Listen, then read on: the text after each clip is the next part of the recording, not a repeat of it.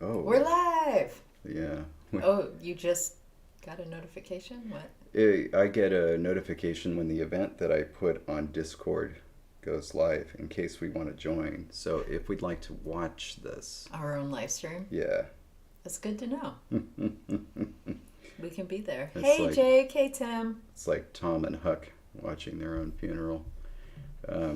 Or what are their names? The Sapersteins? I don't know, but interesting that you went for funerals that we're watching.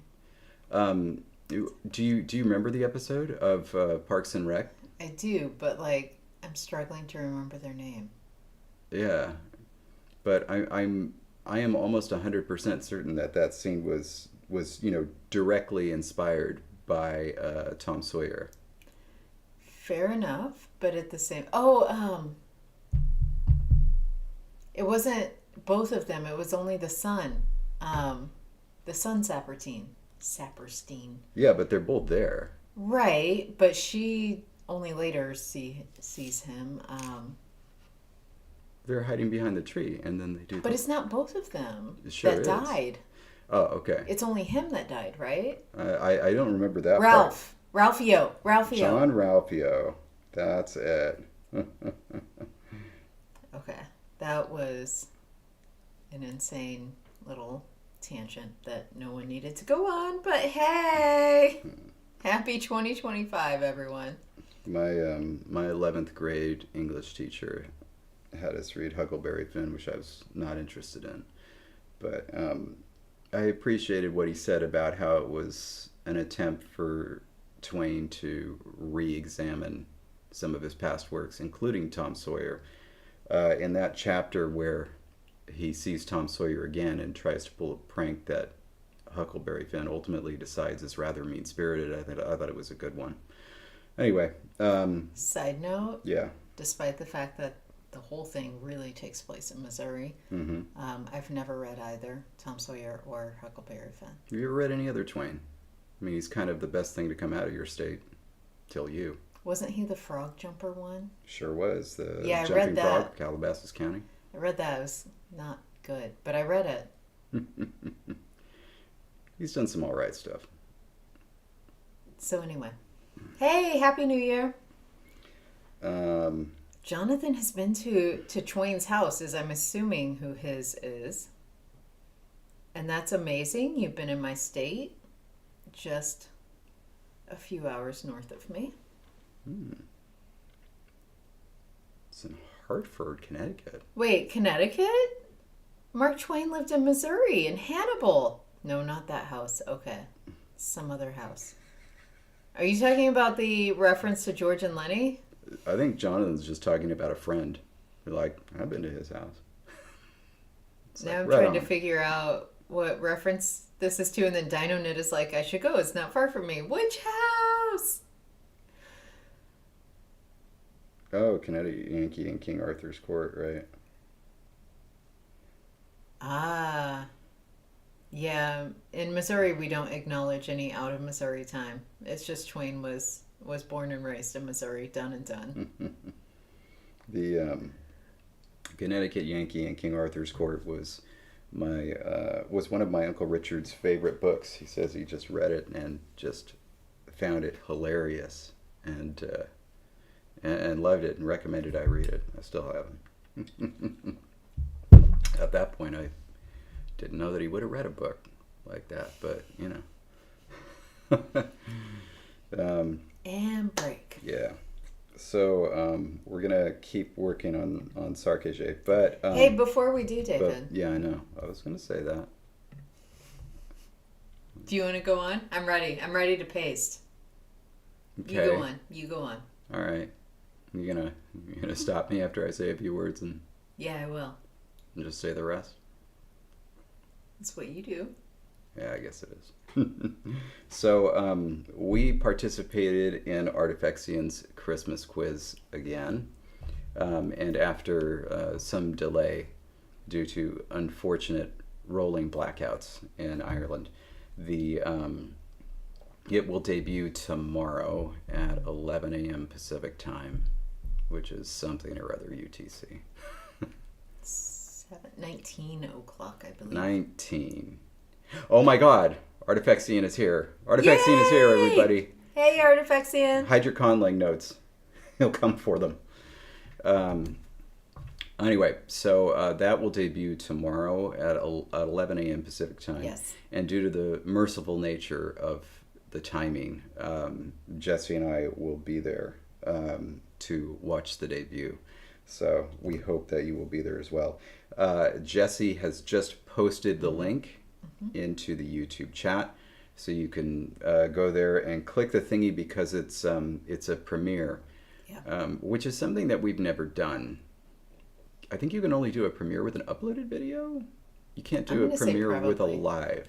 I'm going to say probably that's true. Yeah. Every time I think of like, hey, YouTube has some other features, I should try to use them, I go and look and it's like, oh, somehow for one reason it is not specifically relevant to the thing we do.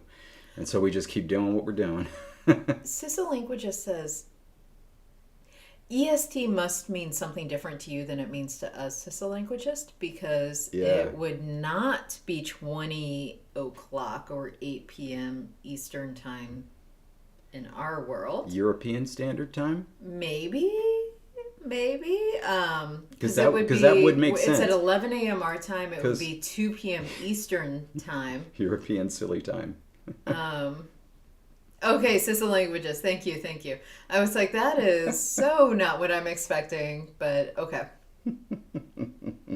Gotcha. Because Ireland's all the way in the west, right? So it would make sense that for the bulk of them.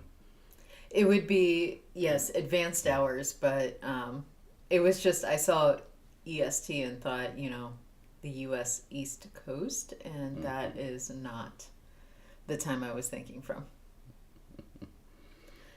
Excellent. You invented something new. That's what we're here to do, right, David? Yeah. And so, anyway, because Artifactsian is here, I strongly encourage you all to use this time to ask him any questions. Not really about conlanging or world building. Ask him questions about nu metal, the one that's spelled Numetal. Ask him questions such as, why are you a fan of this? And how badly do you think nu metal ruined the genre? And how do we recover from the existence of nu metal? Ask questions like that. I would love to hear his answers to those questions.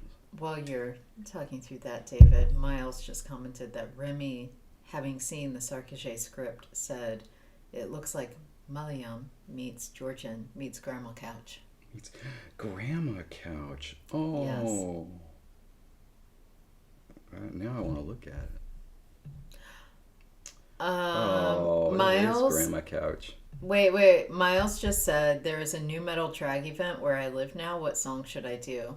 Fully serious, David. It was technically directed at Artifactsian, but David, take this. Oh, goodness gracious. Okay, hold on. I'm thinking about this. Artifactsian, you are on the spot, but I'm asking David to be on the spot with you. It's a drag event, right? Yes. So I think that you do a full-on costume with like a really, really, really big, like poofy hoop type skirt, and you have like in sequins right across the bust the word thickness, and then you do the song Down with the Sickness, but pronouncing it down with the thickness. Interesting. Artifactsian saying there's so many options because all nu metal songs are great. Goodness gracious. I saw a wonderful thread that was a takedown of Disturbed's version of The Sound of Silence. Anyway. 311. Do we call 311 nu metal? I don't know. They are a beautiful disaster, though. I mean, because like the first song that they were known for, the sure, that's kind of like it. But I think the song that they're best known for now is probably Amber, right? You know the song Amber. Whoa, amber is the color of her chemistry. When Whoa. when was it playing on a radio? Early 2000s. So it's like 311 came to be... So after I stopped having radio. Right, so like they Gotcha. came to be known like in the mid-90s, right? With this song that was, kind of like loud noise rock.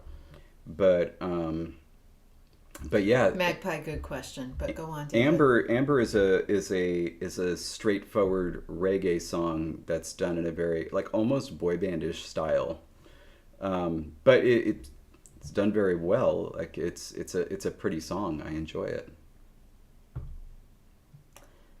Wonderful. And let's move on. Everyone watch the Conlang Christmas quiz thingamabob tomorrow. Everyone. It's your LangTime homework.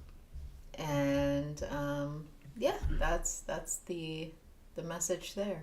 Oh, I also wanted to mention something just because I happened to notice it when you weren't sitting down.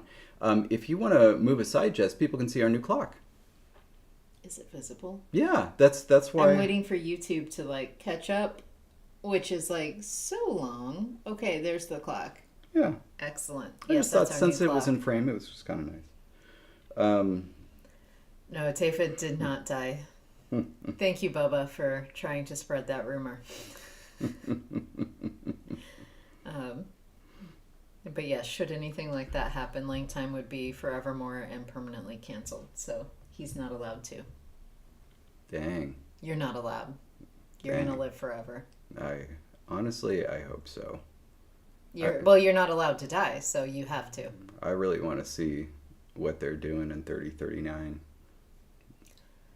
I mean, I won't be there anymore, but like I just know that as long as I'm alive, you're not allowed to die. So As far as you know, we're gonna make some pretty good advances in 20. I'm pretty sure I won't be there for that. 2970. I'm pretty sure I won't be there for that, but power to you.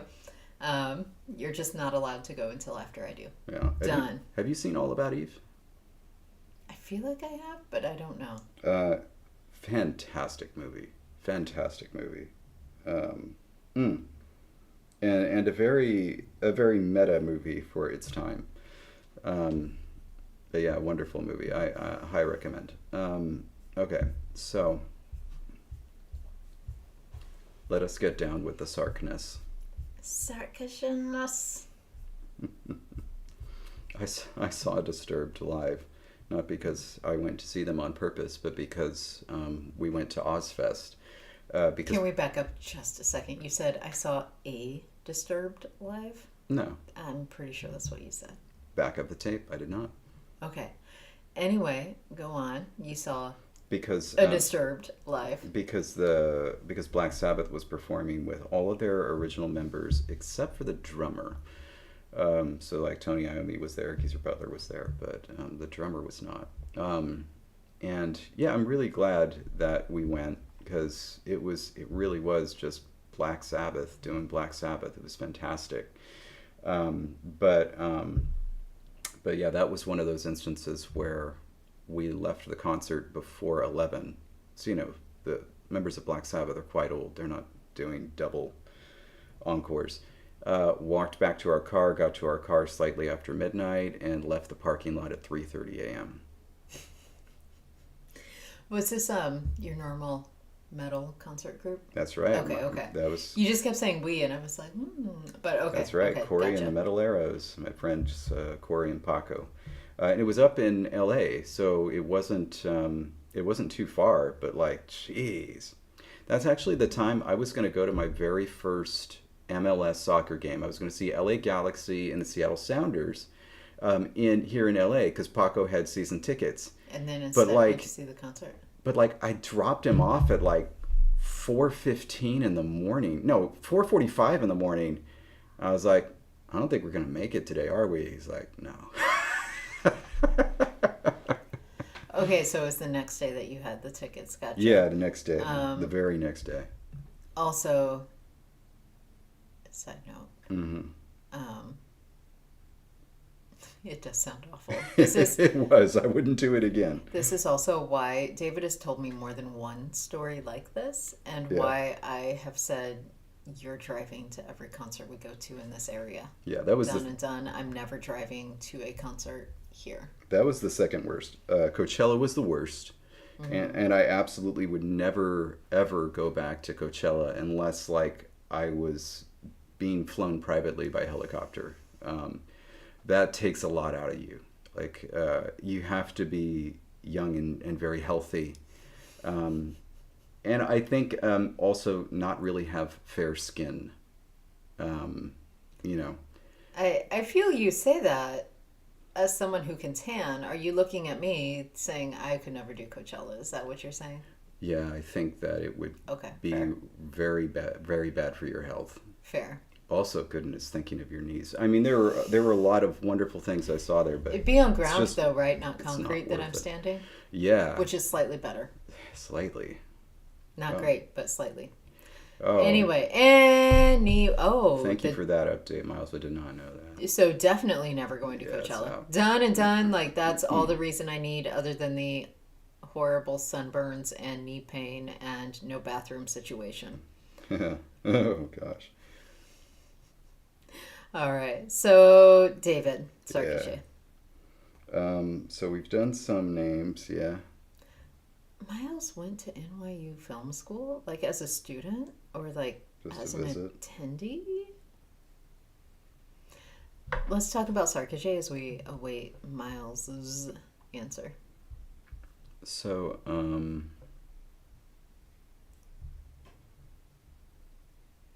okay. We're somewhere, right? We're naming cats? We are. And this is the way that I think that this should go. Who are the... leopard is not an animal that we have. Ocelot is an animal we have. And then the associated... Had you intended on having a leopard? No, I think initially, but Okay. not anymore. Oh, Artifactian. Have fun on the hike when you wake up in like not too long. Trying to do the math in my head. It's too much right now. Going on a hike? At 6 a.m. Artifactian's time, which I feel like it's 10 p.m. now, so I feel like that might be in 8 hours. And so if you're starting the hike in 8 hours, then yeah, you should probably go to bed soon. Much love to you. Oh my. People and the choices they make. Artifactian says I'm correct. Woo! I did the math. All right, so this is what I think. Also, Miles says it's a meme reference, and you know I'm so behind on any meme references that I would not get it. So Meme reference? What is? I went to NYU Film School. Dang, I don't know that meme, and I'm usually pretty up on things. I'm on You should get Tumblr. more up, I think. Maybe an old one. Miles, my undergrad had purple and white as the colors as well, and David just got me a whole set of pajamas That's for my right. undergrad. Anyway, go on. You know, NYU is actually violet and white, and the reason I know this is because, as some of you know, I played basketball in high school, but not all 4 years. And so it wasn't a storied career. And so that's why it was very perplexing when I received, as a senior in high school, a letter from NYU inviting me not simply to apply to the university, but to try out for their basketball team. And it's like, if you've never heard of NYU participating in the NCAA tournament, maybe you'll understand why I was being invited to participate. And that is where I learned that the name of their mascot, like their team name for their sports program, is the Violet Streaks. Best name ever. And so close to the Violent Streaks. So yeah, I guess you have to be rather careful saying the Violet Streaks of NYU. So this is how I want to do this. I want to do the next name, and it's going to be our last caster, our wind class caster, which I have to say it really throws me off that originally they were going to be fire, and now they're wind. But the as we had discussed previously, the cats are going to have a monarchy, and this monarchy is going to change on a regular schedule. That is, it goes from one house to the next house, assuming that each house has an eligible member based on, the rules about who would be next. And so my thought is when you do things like this, because it's like you're not really writing a story, right? Because it's for a game. It's more like you set things up for potential drama later, for potential plot points later. And so I think this caster is one of the most powerful units in the game. And I think that this caster should be the current monarch of the cats, coming from Cougar. And that, next up would be Jaguar. So like these are written 1 through 5, but they're not necessarily the order of succession. And so I feel like Jaguar should be next, and that's part of the reason there's a rivalry. Cougar always comes before Jaguar. And so if we just kind of set that as it is, this very powerful character that's the ruler of the cats, there's a rival clan, they're coming next, that just sets it up for something in the future. And so that's where I think we should start as we come up with a name for the 5-star caster. So, which is so hard because on the one hand that's good information to know, but on the other hand, if this was a birth name, was this known at birth that this cat would be a leader, or was that determined later and therefore the name is a little bit less tied to that fact? I think unfortunately that's a cultural question that we need to answer. Yeah. So David. Yeah, because I did mention that, I had the idea for the order of succession, great, but I never came up with anything for deciding once your clan is up who the next leader is. Okay. And so there are a number of ways that one could do this. Because like if you one thing that jumped out to me is like, for example, it could be somebody that is born on the same day, like in the appropriate clan on the same day that that the current ruler dies 2 clans ahead or something like that. I don't know. Quick question though. Yeah. Because you want to ensure that it's an adult, not a kid. Okay. So someone that's born on the same day as the old clan leader died, but they would take effect later. And would it have to be in the same litter number, because that you would assume there's a whole litter being born on that day? Yeah. Would it have to be like you're a litter of 1? Or the firstborn of the litter? Maybe. Or I don't think we have a firstborn. Or the one that's the same litter number for the ruler, okay, unless it doesn't exist. Okay.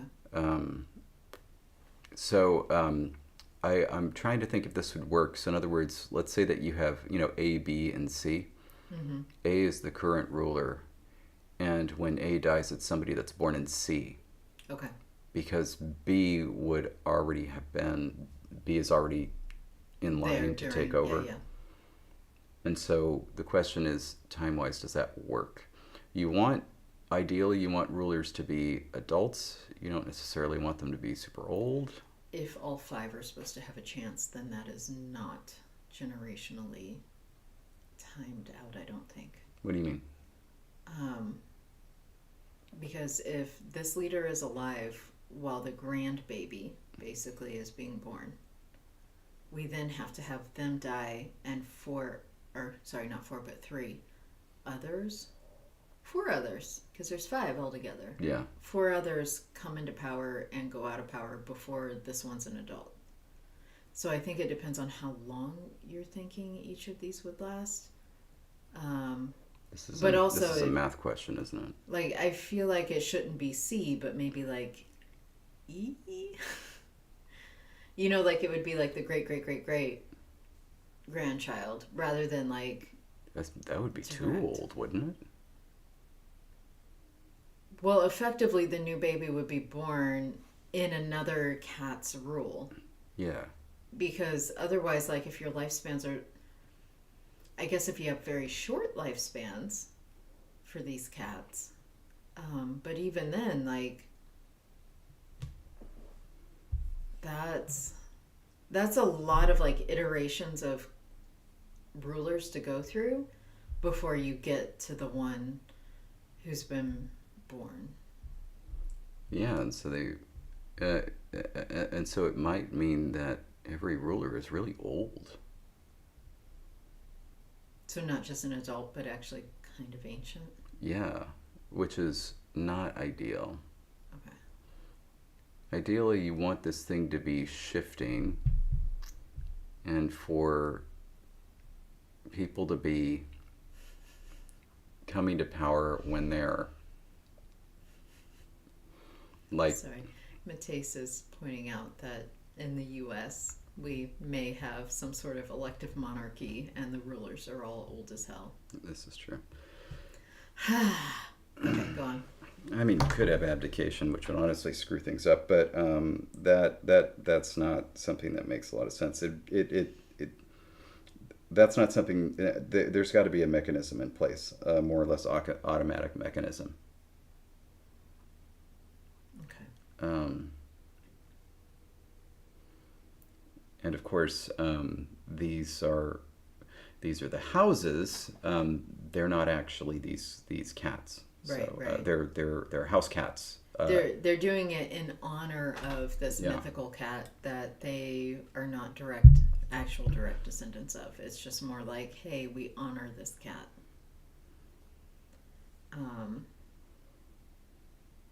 But even if they're old as hell, that's still a lot of rulers to go through and a grandparent to grandchild cycle. Unless, like, there's a term limit. Okay, let's see. I think it depends, because, like, if you think of, like, the monarchy in England, for example, and there was, the queen for how long before she died? More recently, like, she was queen for a significant number of years, and in fact, like, her great-grandchildren were being born before she died. Yeah. I guess, yeah, you're right. This assumes human lifespans, which would make things a lot easier for us. It would be a part of essentially the fantasy magic that's giving them the ability to speak like humans. We would just give them human lifespans as opposed to something else. It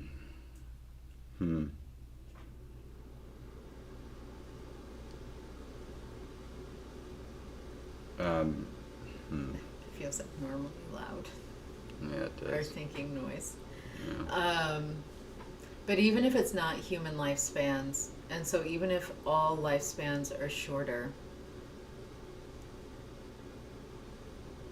that still means there's a shorter time for that grandchild, effectively, to be alive for them to come into power. And so any one cat's reign of power would have to be much shorter than maybe I had thought originally.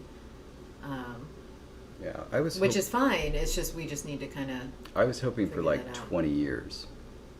Come of age when you're 20, rule for 20 years. What is the base of this language? 12. Because that's also the other thing. It could just be an arbitrary number.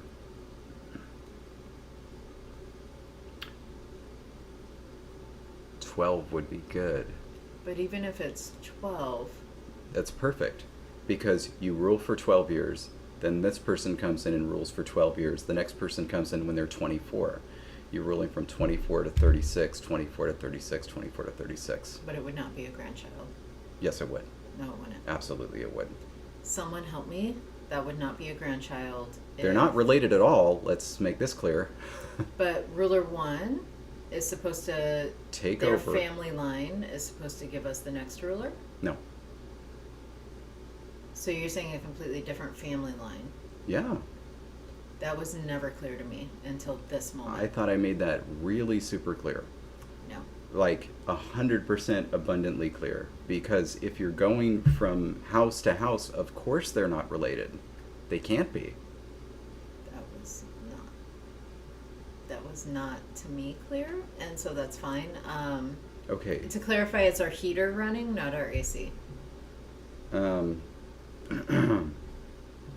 So here's the thing. If ruler A takes over at 24 years of age, then the not the next ruler, but the ruler after that is going to come from C, and they will be born on the same day that ruler A takes over. That was 100% not clear to me. I thought ruler A would be... Help me, please. Coming to power at the same time the ruler A.2 would be born. No.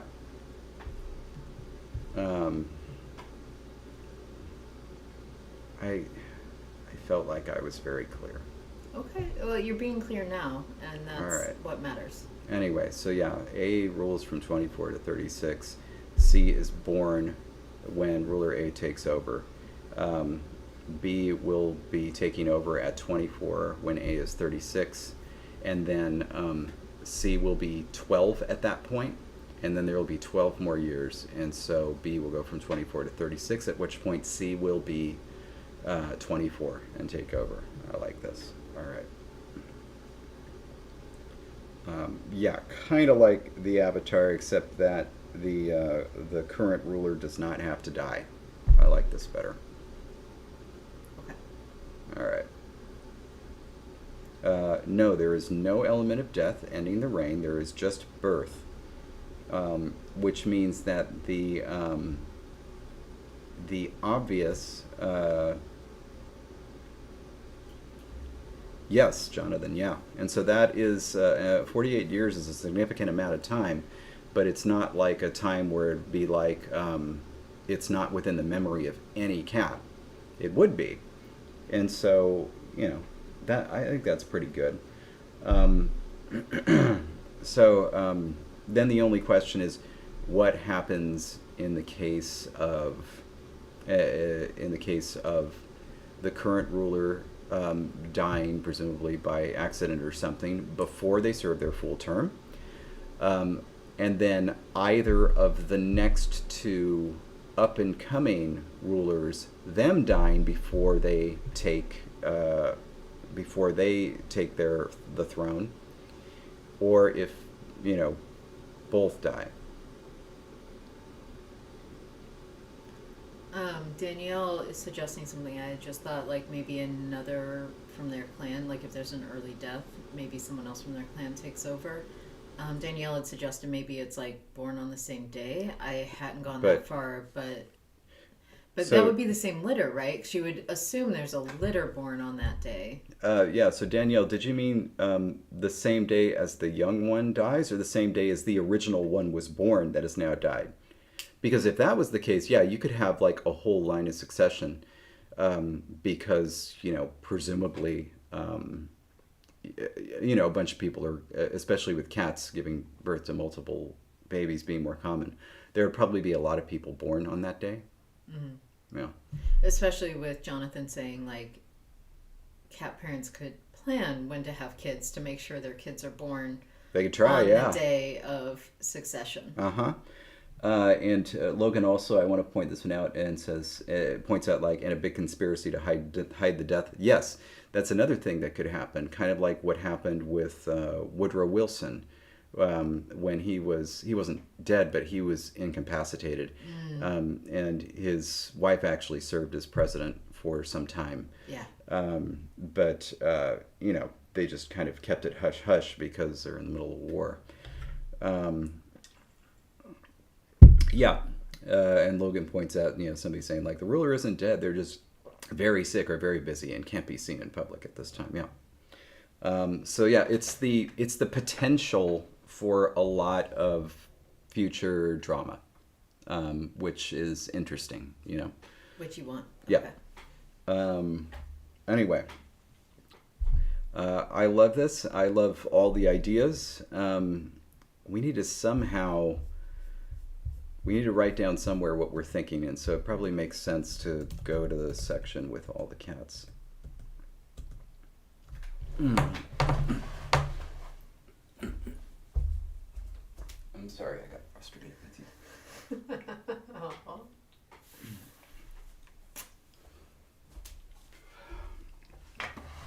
Okay.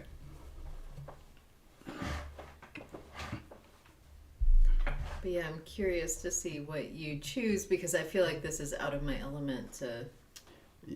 Yeah, part of it is just writing down the ideas, kind of like Yeah. the way we do when we're coming up with grammatical ideas, and just see which ones we like the best. So what we have locked here is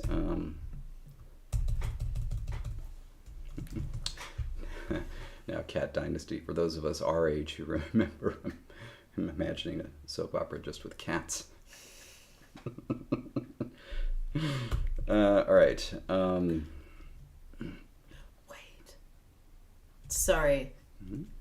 Miles, are you suggesting that Potion Permit is better than Stardew Valley? Go on, David. Keep typing. Oh yeah, I've heard about. I need to clarify, and also I've heard about that. Was it Beaver or Otter? I think it was a Beaver game. Yeah, Timberborn. Timberborn, where does that fall in the ranking? I need to know because I need to look up what's available to me and I just need to understand. Oh, wow. Okay. Timberborn is top? Or are you just saying that was the name? Wait, I need to... No. Okay.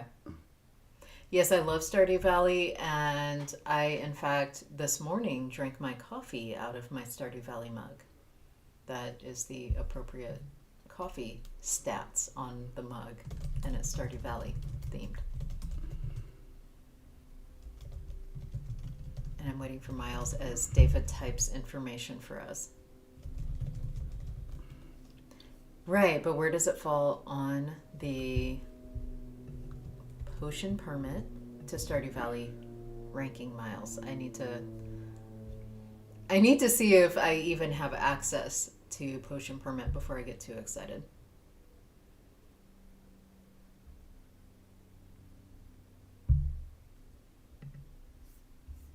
And David has slowly started typing Cat Dynasty information. I think. Now, Tabby, when you say it's on Mac, I will say I don't actually play games on my computer. I only play on Switch or iPhone. You know, Stardew Valley is on the iPhone, right? Yeah, and it's not as fun as it is on the Switch. I have it on my phone. Okay. So Potion Permit, Stardew Valley, Timberborn, City Skylines. Good to know. Way down the line, Roblox. Gotcha. Potion Permit, I need to find out. Thank you, Miles. That helps me a lot. Oh my god. And now Meridian and I tried to play City Skylines once because it was freely available on the Switch, I think, and it was something that clearly was supposed to be played on a computer and was not optimized for Switch controls. Let me tell you. Okay. Set up the start of a city that you couldn't get to. Thank you, Miles. But yeah, Jonathan, I will say, love that you played Stardew on your computer. To me, though, the Switch was my mode of interaction with Stardew Valley, and I have started very many farms. I deleted farms as I got bored with them, as all they were doing was generating millions of coins every day, and then I was like, I want to start a new farm, and so I would delete old farms that were millionaires. I have gone through and rescued that community center many times. And I have more than once thought about creating a language for my Stardew Valley character. More than once. Literally used to take walks daydreaming about Stardew Valley.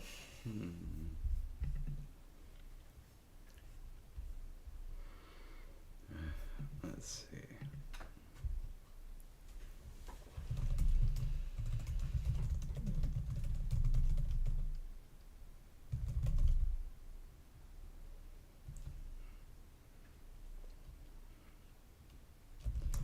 it says here, Miles is saying City Skylines is not optimized for the worst. Oh, yeah. That is me, Jake. I'm the millionaire, rather, killer. Ooh, that should not go live. That's on a stream. Sorry. Can we delete that? Millionaire. We're suddenly going to go on some sort of watch as the presidency switches over, and I just said that. I got bad news for you, honey. Being associated with me, you've been on a watch the whole time. I've recently seen memes about you. Let's see.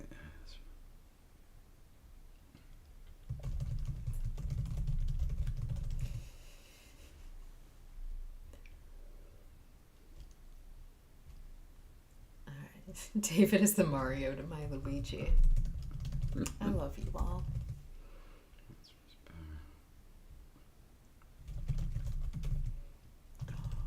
David's typing a lot here. I'm going to read what he has so far.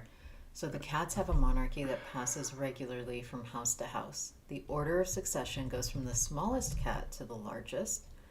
At the time of the game, Cougar is ruling, which means Jaguar will be next in line. Okay. Right, so our caster class is ruling. Jaguar, the necromancer associated class, will be next in line.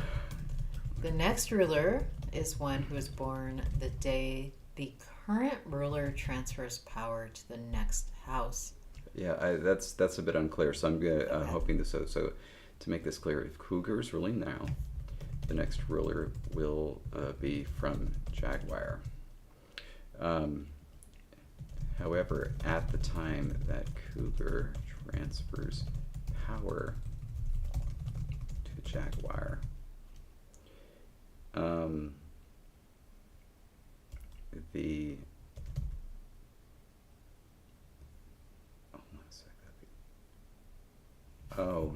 wait. I think I've got it wrong. It would be the Lynx transfer of power when the Jaguar is born, because it's one before, right? Because you got to have time to become an adult.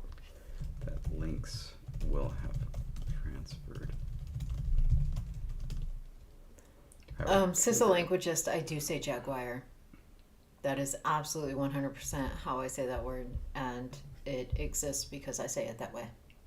That's also the way I say it, and I like that pronunciation. Instead of Jaguar. Jaguar. Jaguar. Honey, the Jaguar's out again. Well, put it back in. God. So my grandpa used to always have a Jaguar car. Oh, yeah? You know, the old cars. Uh-huh. And every time we were all together as a big family, we took pictures with that car. And now I feel the need to try to find that picture and see if it's on my phone and show it to you. Well, I think I must have seen at least one of these, because I've seen a big family photo of you, an older one, in front of a car. That's it. Let me see if I can find it for the stream. I don't know if it's actually on my phone yet.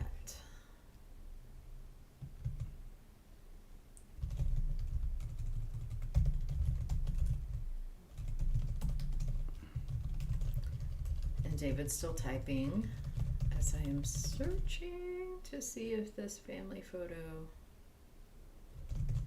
That is the one. Okay, I'm just going to read this out. To make this clear, if Cougar is ruling now, the next ruler will be from Jaguar. However, at the exact moment that Lynx will have transferred power to Cougar, a kitten born to Ocelot will be deemed the next ruler. That is the one to take over after Jaguar. In the case that multiple kittens are born on the same day as the relevant transfer of power occurs, the following tiebreakers will be applied in order. Okay. David? Yes. I'm about to show this picture on stream, but like, I just now noticed you can see my grandpa's camera set up on the tripod. Who the heck is taking this picture? God, that reminds me of that incredible meme that, like, I don't know if you've ever seen this one, but somebody is showing like their phone, and it's like there's like they're showing like there's a crack on my iPhone screen, and it's a photo. Somebody says, "How did you take that photo?" And then there's another photo of like them holding up an iPhone, taking a picture of their iPhone, and they're like, "How did you get that photo?" And then there's a tripod set up. See if I can get that tripod in the corner, waiting for YouTube to catch up. But like, you see my grandpa's phone is clearly set up on timer mode there. Who is taking the picture? We're all there. We're all there, David. Did he have 2 cameras? Backups? Anyway, that is a Jaguar car. Honestly, though, I gotta find that meme for you because it's hilarious. Like the crazy lengths this person goes to. Please do. Like, as I stare at this, trying to figure out who's taking a picture. okay. And I will. Oh my god. I can apparently add a sticker, but it doesn't highlight everyone in the photo. I'll add this, though, to Discord. Well, clearly, there's only one set of grandparents in this photo, so I guess, very technically speaking, I would only need a second set, Miles, for that to happen. But I promise you they were not there. Discord, and we're going to share it in chat.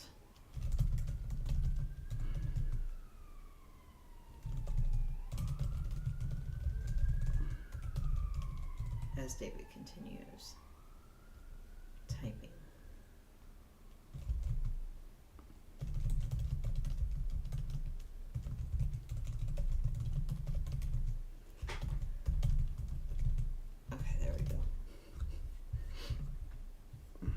So excited to see what I come back to.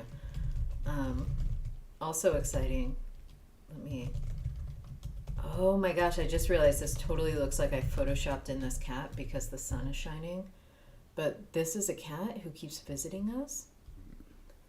And like the sun is shining behind the cat. And so it really looks like I photoshopped this cat into a photo. Great cat. Visited us this morning, in fact, but was on the prowl for something and not at all interested in anything I did inside.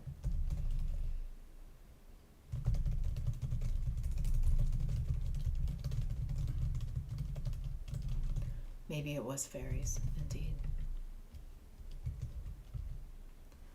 Miles, we're trying. And you're right, Magpie. Maybe the cat did take the picture. Okay. It would be a cat with the lowest litter number. That is born first in the litter. So, David, I'm going to back up and read what you have typed since I stopped reading.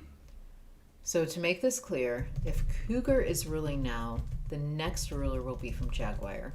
However, at the exact moment that Lynx will have transferred power to Cougar, a kitten born to Ocelot will be deemed the next ruler, so the one to take over after Jaguar. In the case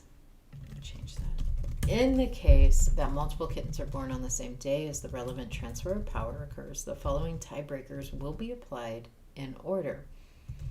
The first is that the cat born at the exact moment the transfer of power happens will be the heir. The immediacy will, in theory, be determined by timekeepers who pay careful attention to births and the transfer of power. In practice, bribes may suffice. Gotta say, these are not the mice we're dealing with. Mm-hmm.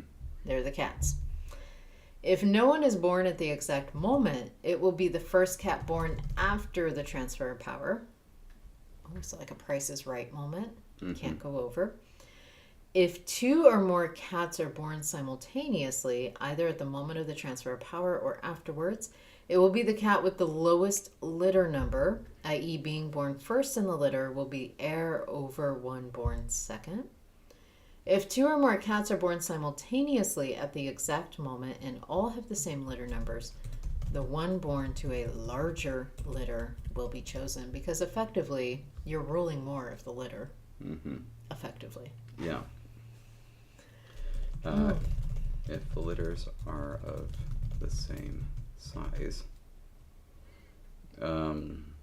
what's a good tiebreaker for next? I don't know. But Magpie, what David is meaning is 2 cats being born simultaneously from 2 completely different mother litters. Yeah. Because the assumption is no 2 cats could be born at the exact same moment from the exact same mother. The assumption is also that you're not going to get 800 lots of cats born at the exact second across the entire cat kingdom, unless of course bribes take place, and at that point you have to keep going down the list. Okay, we're good. Kara says maybe the heaviest kitten. Yes. Or Magpie says maybe the most similar markings to the last ruler. So like calico versus tabby. So like striped spots. Solid.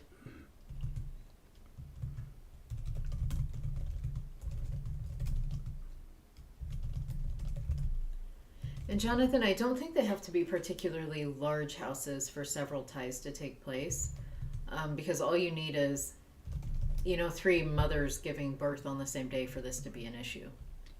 I also, I actually like the weight one first. I think I'm going to put that one first. Okay. Ooh, and Bubba is also suggesting perhaps first to actually open their eyes. Good question, Karis. Who is fighting Tabby? No one should be fighting our Tabby.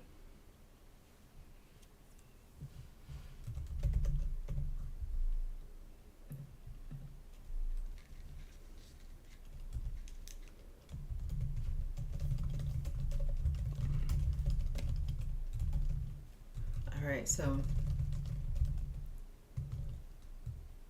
David is putting in. Let's do the current ruler first.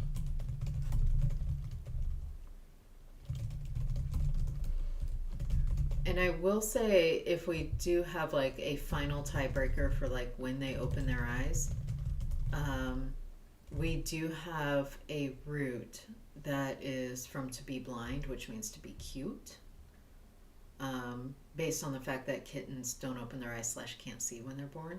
Oh. And so it's like, it's a newborn kitten, very cute. And so yeah, like... maybe we shouldn't do the first to open the eyes, because it could be a while. Okay. Yeah, let's do something However, else. that could be a final deciding point if it's like, a week later and... Yeah. Right.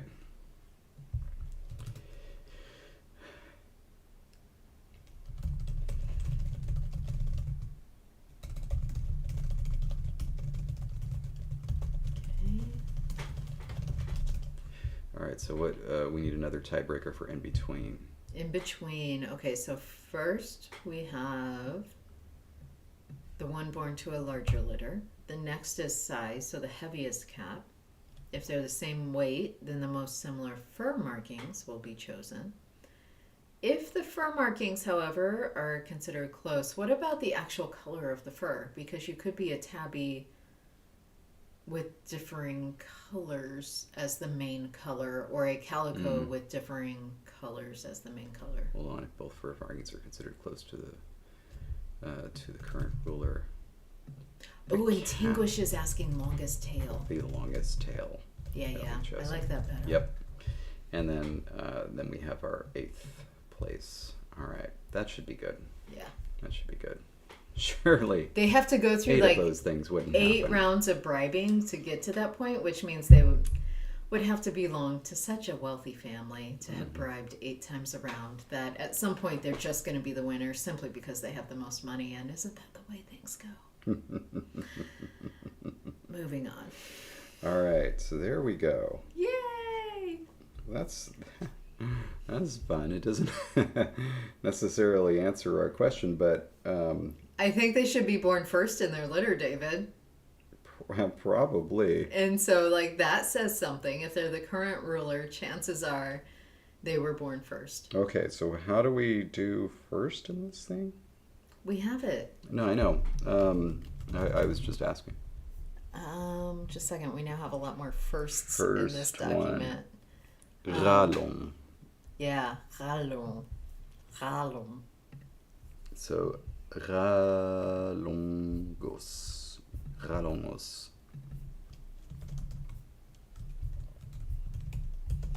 Okay. By the way, I'm so grateful that Duolingo is incredibly generous with what they count as correct pronunciation of things like French. But going on. Where did you just type that? I just heard you type, and yet it's not showing up where I thought it would show up. I put it in the spreadsheet. Gotcha. Okay, not here in the names, because I was staring at that thinking it's not there. Okay, and now we need a name. Danielle says it's a mutocracy, and Anime Fan says it's a muarchy. Love it.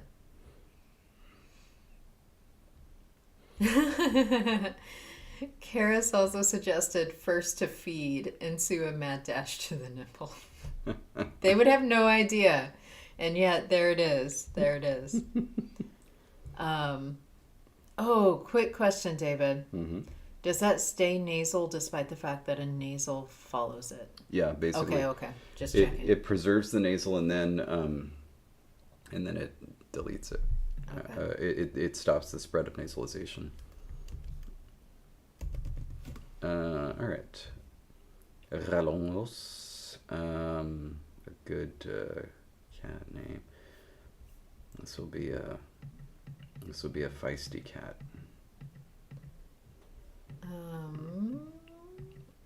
And so I think we should name it in honor of a wonderful black cat, Käye Rõmõ, which is feistiness. Well. Or Kelly something. Oh, so it'd be very similar to the other. It will be, but it'll be from a completely different root. True. And it will actually, oddly enough, be from the same root that we get ocelot. Oh. Really? Yeah. Oh, how interesting.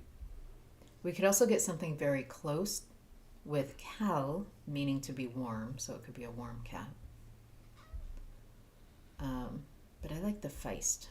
Mm-hmm. And the feist is Kelly, and then Käye Rõmõ. How have we... But we have a name. We have a name suffix, right? We do. What happens when it applies to a vowel? Mm-hmm. It becomes a W. So it would be Kelly.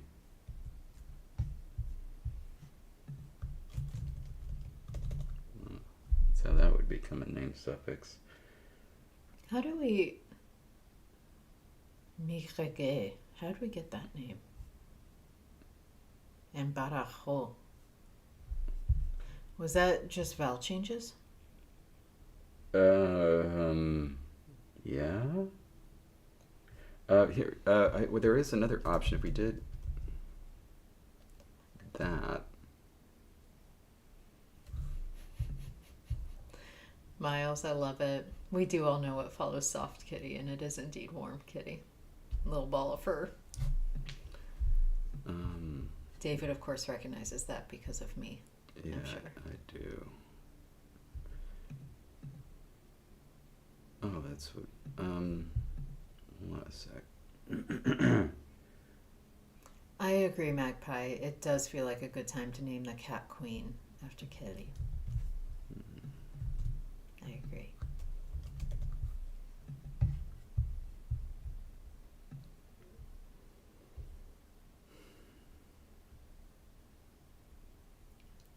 What is the name suffix?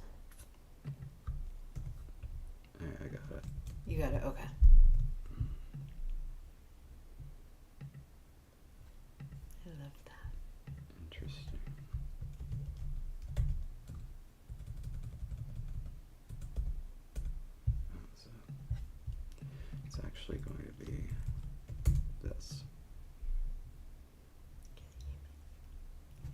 love it.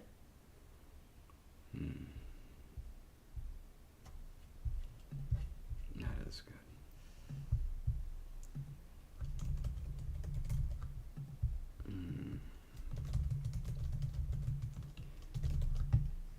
Current ruler of Käye Rõmõ.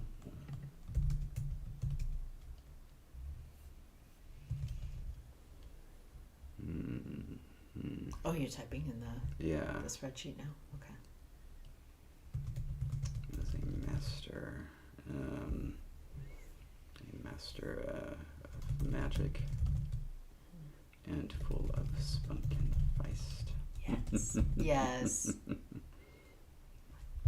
And then we'll leave the rest for later. Okay. All right. David, we need a copy code. Yeah. You ready?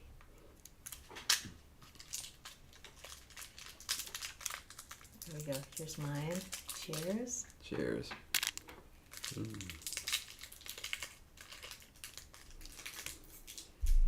Kopiko when you're out of things to say. Right. Good thing I'm not starting next year's calendar.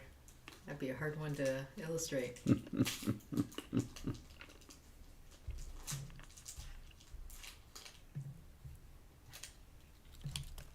All right. All right, take a look at the next ones. Okay. When you say next ones, do you mean next ones on the list? Oh, shoot. So we had stopped with the necromancers after naming one.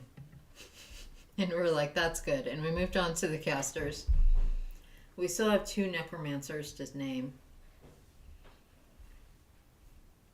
who are in the Jaguar class. Ooh, Jonathan, that sounds delicious.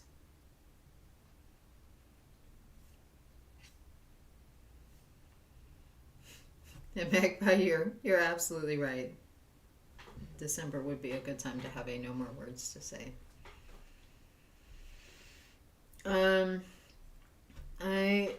However, even though we have one necromancer named, I'm drawn to looking at the archer, soldier, and engineer classes. Simply because they only have 1 cat each.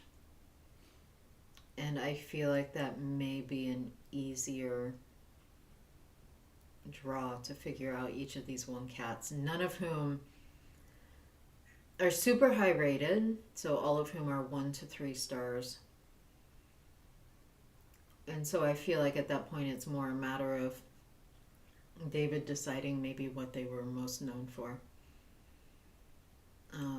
when they were young, and we can move on from there. Jake would love to hear more about this plum cake recipe. And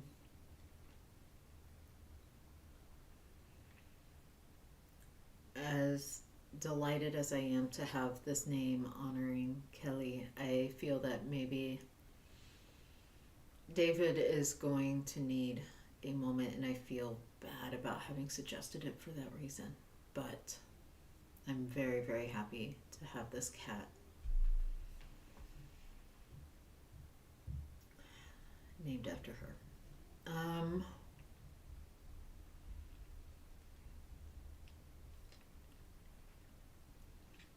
I don't feel I can super make a lot of suggestions based on, we do have names, or rather forms of birth orders already assigned. And I'm not entirely sure what David had in mind for the other cats and what temperaments they may have for what birth order they would be assigned in. And so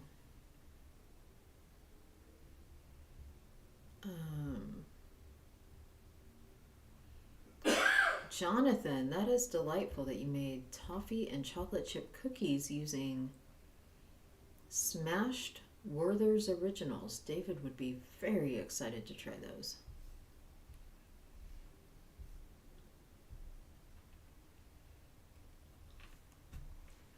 All right, let's talk about the engineer.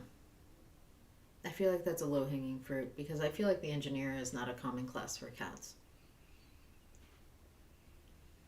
And let's talk about what qualities you might expect out of an engineering cat, an engineering-minded cat. What would you expect? Chat, I'm waiting for you to come to life while we consider things that we could suggest to David. Birth order we'll forget about for a moment. We can get back to that when we figure out a little bit more about this cat. Danielle, I approve of sushi too. That sounds delicious, in fact.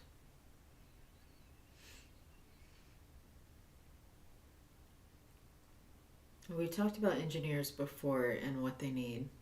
Clever. Bubba. We'll just name you Bob.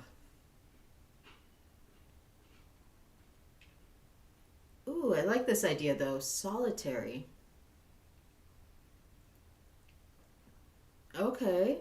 Oh, first of all, hello to Satoru. Satoru, however you say your name. Welcome to the chat. I don't think I've seen you here before. And I'm very excited to have you.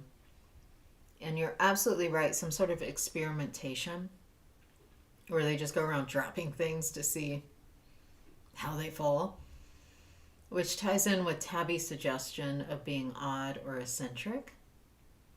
So clever, odd, eccentric, solitary. These are all good words. Let me see if we have anything to match any of these.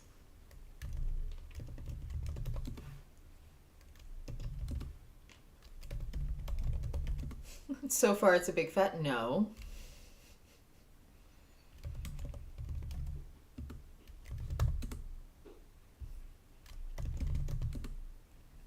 Okay. Tinglish, I love that. Curious. Curious is always a good trait for a cat. Oh, and Satoru, let me know if I'm pronouncing your name horribly wrong, because I'm very happy to have you here. Oh my gosh. Mateus, I think did your name actually come out to mean anything in this language, Mateus? We found out that the thing we thought had been named after you was actually not named after you.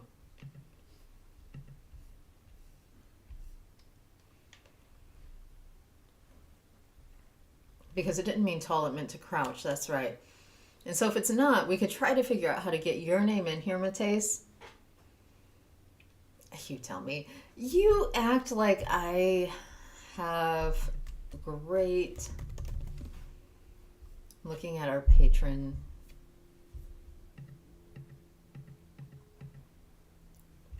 words. Mateus, you're not in this language.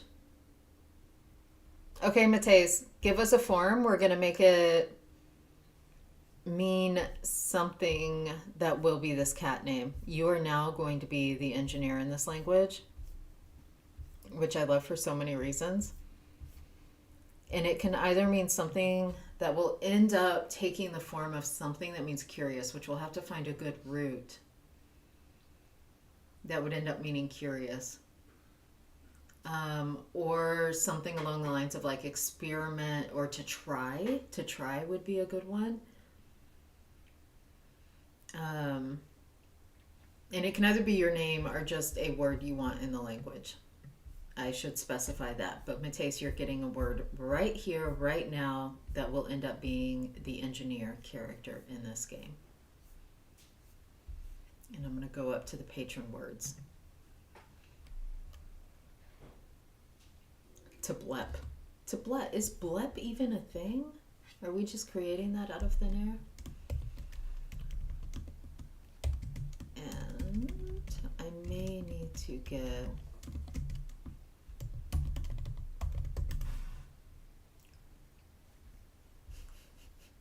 I love other people providing suggestions. Still waiting for Mateus, which take your time. This is a big choice. Blep is not in my dictionary. I just want to point out, I'm not entirely sure what's happening there. I did look it up though. I totally looked it up in my dictionary. Danielle is on board with this. What does this mean? My computer.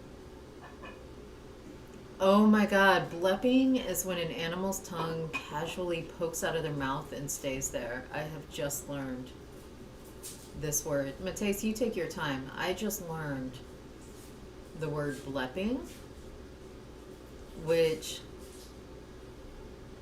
as much as I know the concept, I had never heard the word before. So thank you to all of you for suggesting that. It's a new thing. It's an internet thing from, I don't know, 16 or so years ago. 6. I love you. Love you too. Okay. Mlam. Do you know what mlam is? That's another one. Well, Jonathan says it's different. Well, it's like, I think it implies licking. Okay. Sorry. Mateus commented, if it's for a curious engineer, can we make some variant of the name Scott? Because Mateus has a friend who will appreciate it. Okay, so we'll need an epenthetic vowel because we can't start something with ska unless let's see.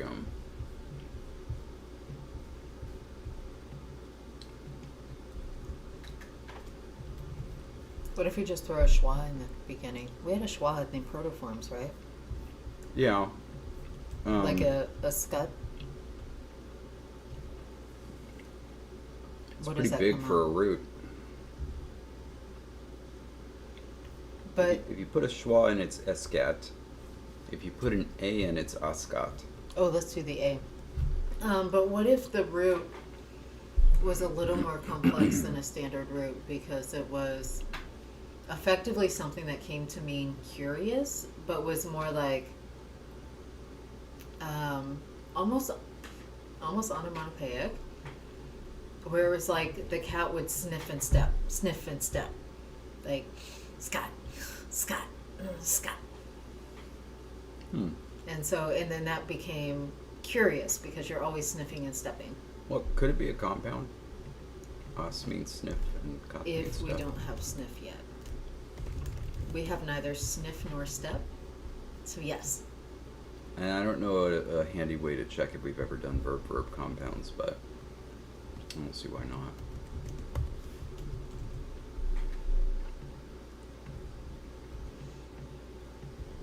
I am. Okay, so that one's a noun.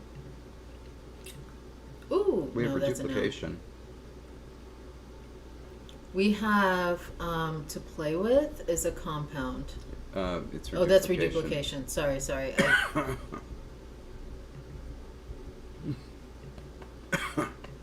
Yeah, that seems to be the only verb that we have that's got a plus in it. Well, it's about time we do it then. I like this. I like this idea a lot.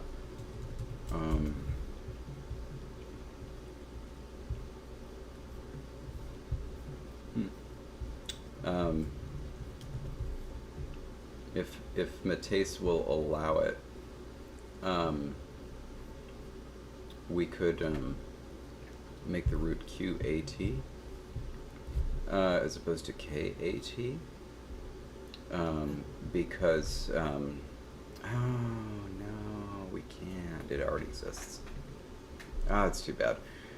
I have a friend named Scott who native English speaker, never spoke any other language, inexplicably, and he did this since he was a kid, replaced his velars rather regularly with uvulars, for no reason at all, just an idiosyncrasy. And it's something that's always been a part of his pronunciation that I've never understood and didn't understand until I got to linguistics and realized that was what he was doing. So it'd be like, my name is Scott. Once I finally kind of like, learned some things about phonetics, it just suddenly clicked I'm like, oh my god, that's what he's doing. There's still no explanation as to why, but he did. Anyway, though, yeah, we've already. Well, hang on. Could be quick. Could be.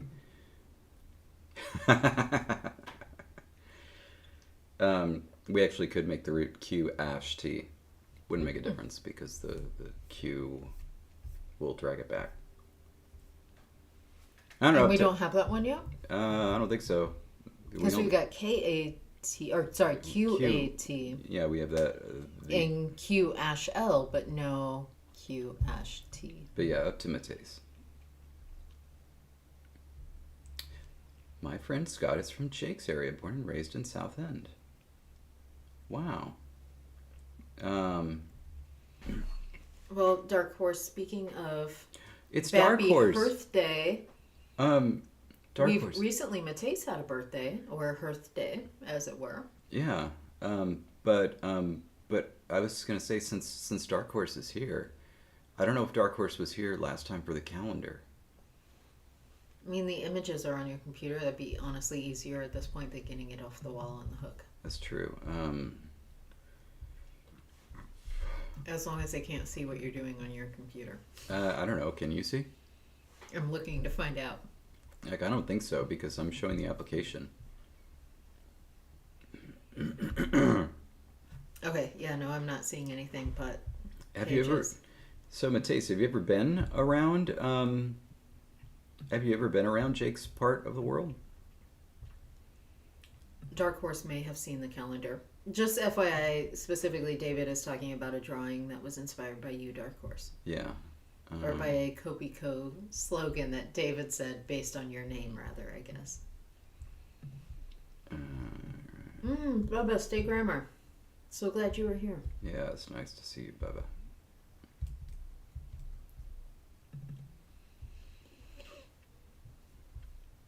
Alright, here we go.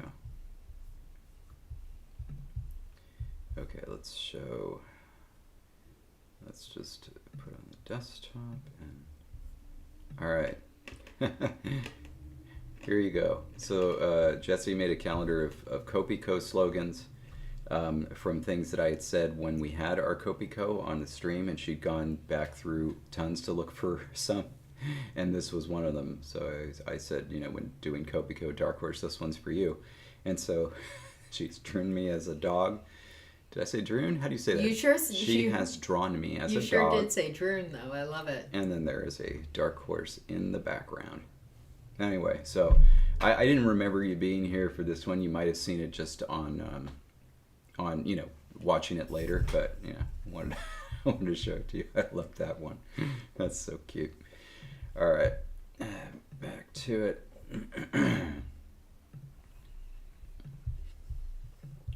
All right.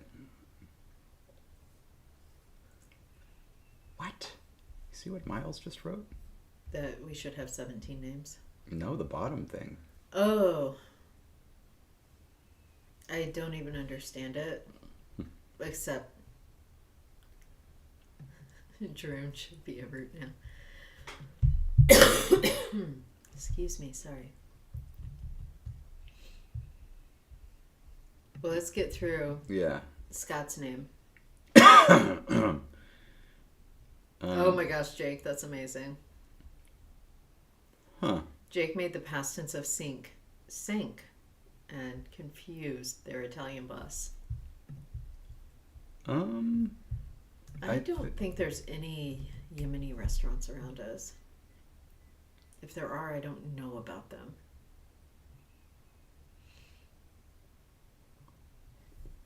What? Are you looking at our new route? Yeah, because so we have these other ones with Q and Ash in the proto form, and they come out as Ash. Yeah. But if you put T there, it comes out as Ah. Is that right? Well, one moment while I go up about to the L or the R? It's it's got to be the L and the R definitely retain. Yeah, if you put a Yeah, the central vowels match the height of a coda liquid. That may... So coda liquids are special.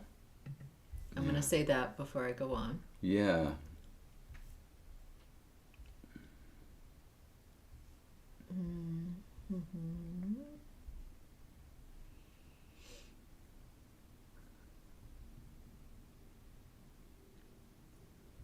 I'm still trying to find it, but like, if you look at an L or R or the T and compare their evolutions, maybe you'll see it more quickly than I will. I see. I think I do see. Okay. So we have this low mid-vowel merger. Ash goes to e in front of a liquid. Okay. And so that would mean that qal would become qel. And then from qel, I guess the Q lowers it to, well, lowers it to qa again.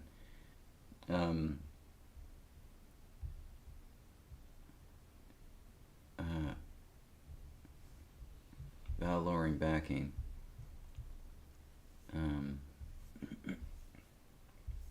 Wait, what happened to e? Has nothing happened to e yet?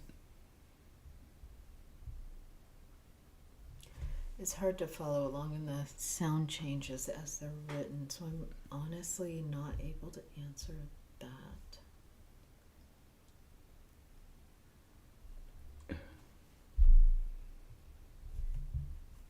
I'm going to trust that Lexergy is right because Graham did these.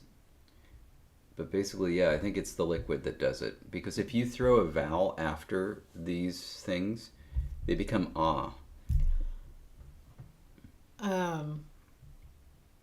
In number 17, Yeah. we do get, sorry if you said this, but like my brain was reading, and so I wasn't fully listening as I was trying to read. Mm-hmm. Rule number 17, though, is that the Q will make an A go to ah. However, it had before in the other changes gone to E, which would potentially make it go back to A. Yeah. But the As go to Ahs if it's still an A at this point, which it would be because there's no coda changing it. Yeah. Interesting. Very interesting. Okay. So, but yeah, this is going to be a fun one because we are essentially going to have two roots, both for verbs, or both basically verbal roots. Both of them are going to be intransitive. They're going to be pronounced the same, but they're going to be spelled differently. Gotta love it when that happens in languages. Yeah. Ooh, I passed it though. Sure. Yeah. Oh wait, it's in the K's. I'm looking for a Q section, and of course there's no Q section because we don't have a Q in modern Sarkezhe. Okay. However, sniff is going to have to be transitive, isn't it? Yeah, because I mean the assumption there is you're sniffing something. Yeah.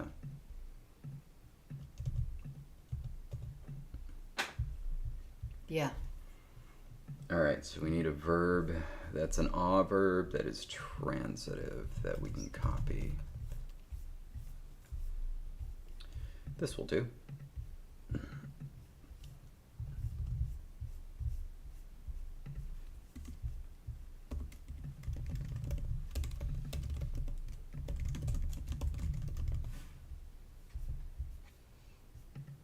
What is the verb for sniff actually going to look like so I can just get the English? I've been inconsistent about writing some of these vowels in the parentheses.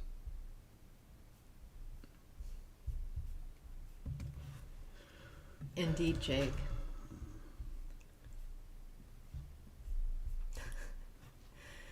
Dino Ned said two Ruths. Ruths, oh my goodness. Let me start over. Mm-hmm. Dino Ned said two roots, both alike in dignity. Dun, dun, dun.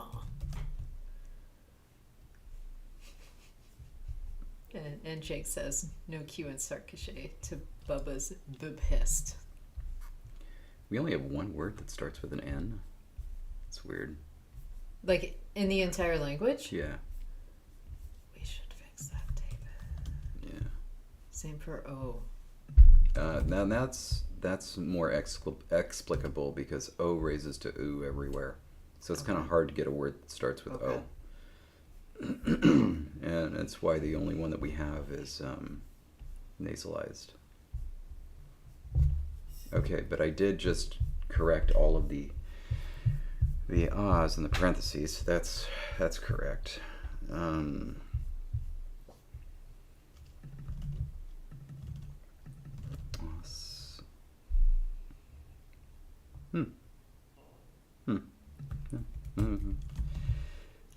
Juno popped in to say Happy New Year. Happy New Year, everyone.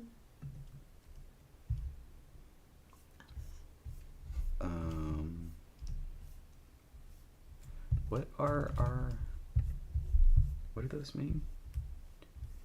Verb, a ditransitive verb, intransitive verb, transitive verb.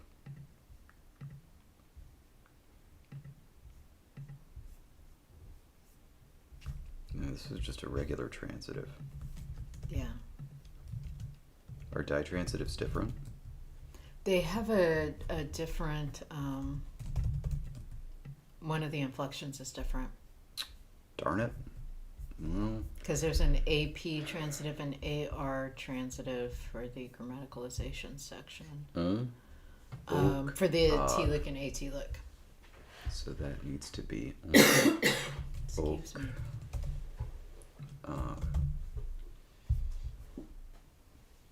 Yeah. All right, I've got it. Ooh, good night, Sissolinguagist. Good night, Sissolinguagist. Okay, so then that's correct now. So us is to sniff. Good. And apparently Karis said Happy New Year before too. And so Jonathan and Karis, thank you. Happy New Year to everyone. And now, so step, snap, sniff, step. Mm-hmm. Means to be curious. But I think it should be, So step is the second one, huh? Sequentially, yes. Okay, so it would be intransitive. So the natural object wouldn't be the thing that you're curious about. The only way you could do that is if the order was reversed. So so we'll just have to think about how we want to assign the case to that, which is fine. Let's get to use our fancy cases. All right. I think it should be allative because you're going towards something, right? When you're curious and you're sniffing and stepping. Yeah. And so I feel that what you're curious about should be, because that's what that means, right? Allative? Yeah. Like to go to or toward. Yeah.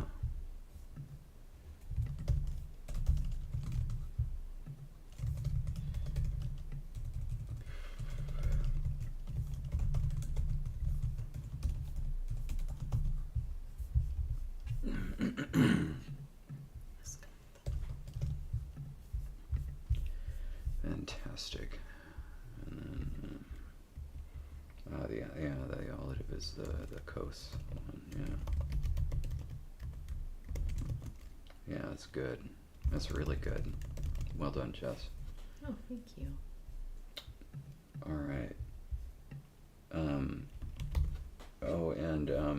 Do we have the text in here for when we name something in honor of a patron? Remember how we're doing that now? So we have it up above. We had never had it in a dictionary entry at this point, so I did put it up above.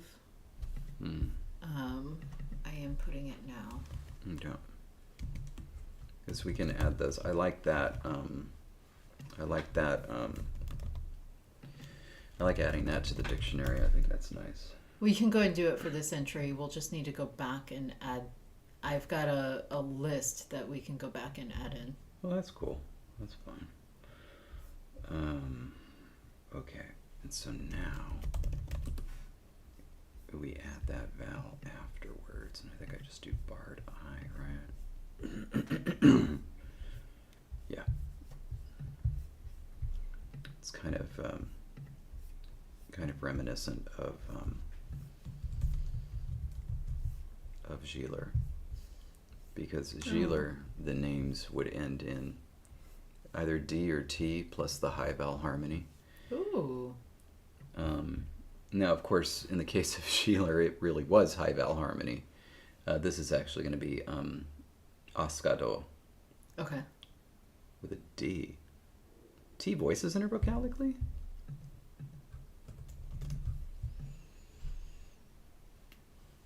I guess so. But only at a word boundary? We did have different rules for internal versus which is why we had to actually introduce. So Graham had to do like a thing to introduce hyphens, and I think it was specifically for this language because things acted differently. Can you confirm that? Can you give me the rule name, like through tracing evolution? I'm on old Lexergy right now. Give me just a second, see if it is long distance intervocalic obstruent voicing. That was it. It's not the word boundary, it's that far from the yes. So this stops T and K voice outside of the initial foot of the word. Yeah. Yeah.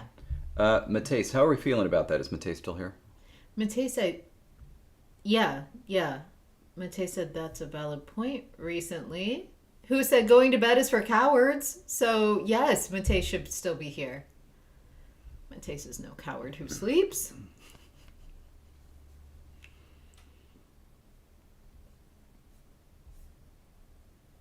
And so you good with Ascado? Yeah. I think is the name as it comes out. But I'm like sinking down into my very comfortable slouching position, which means I'm like half off screen. Yeah, I mean, there is a way to rescue it, if not... Works for Mateus. Good. The way to rescue it is basically because there's always this point in the history of a language, right, where speakers recognize this as a compound, and then they kind of lose it, you know? Yeah. If they were able to recognize that this is still a compound, then maybe the voicing doesn't happen, but it's I like good. that it's old. Yeah. Because that feels like a good cat word to have. Okay, so this is the engineer, is that right? Yeah, and so we need the birth order, but I didn't know like the character that you had in mind. So I always liked this.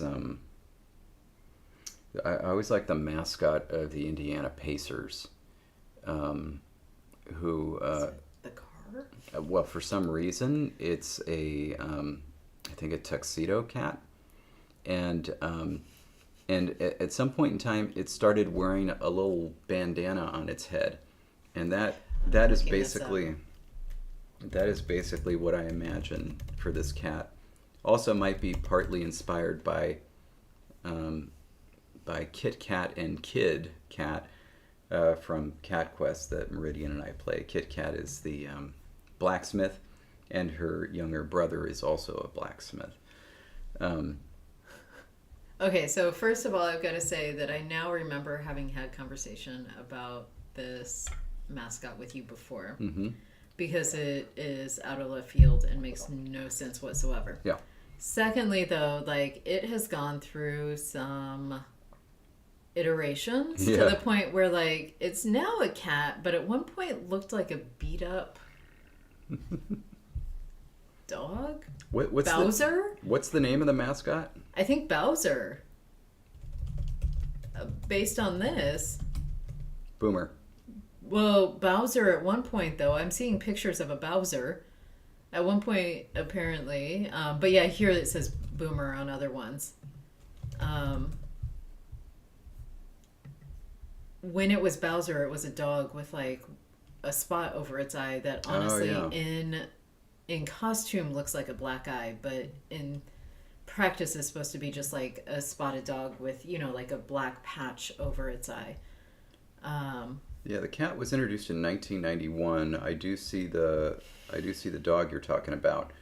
But like, But just for anyone who doesn't know, so Indiana is the home to a large car race called the Indy 500. mhm. And for any car race, there is a pacer car that starts off at the outset to get the car started. And the pacer is what the team was named after. Yeah. So them having an animal mascot at all is kind of insane because it's literally a car, which is the pacer.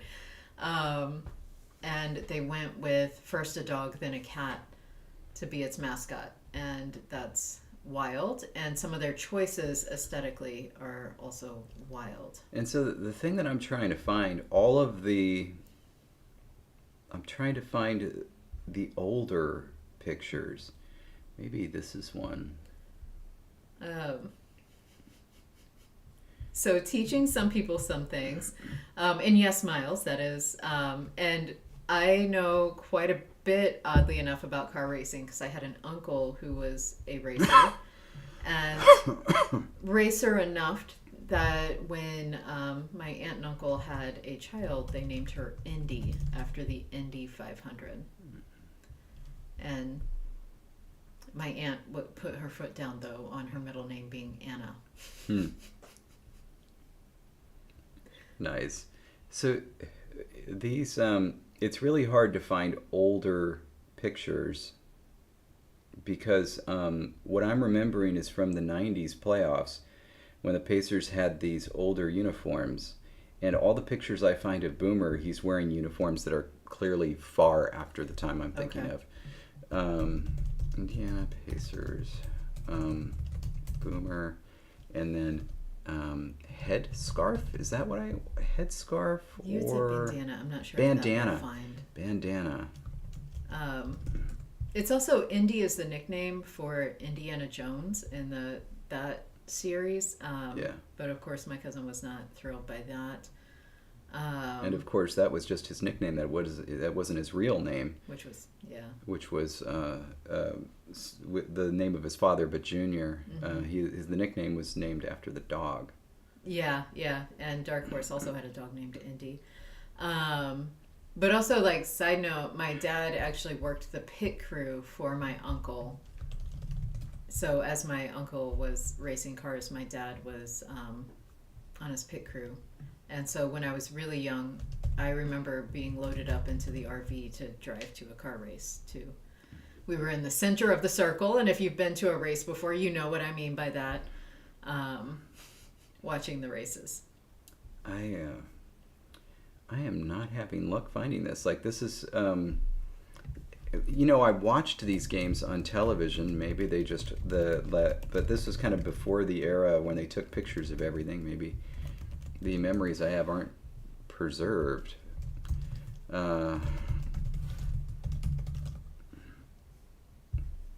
Was it an actual bandana or was it like a headband? I thought it was a bandana that went all the way around his head and covered up his yellow hair. But who knows? Maybe I'm remembering wrong. Anyway, but yeah, that's what I imagined for this this feisty little engineer cat. Just a cat, who loves working on things, who carries a wrench, maybe is not very good at it, because, cats are supposed to be more into magic, but just loves it, loves tinkering with things for the sheer joy of it. And I just imagine this little cat, wearing a little bandana on his head and carrying a big wrench and having like grease spots on him. Okay, I'm sending you 2 different images, David. Mm-hmm. Just a second, I gotta find a close up of the second one. I have sent the first one. The second one is far more baffling to me, but I have sent it. That is baffling. There is apparently a monkey pacers Oh. with a little bandana, but hair visible. But the first one, it's like a Santa hat, though, I think. So I don't think that counts. No.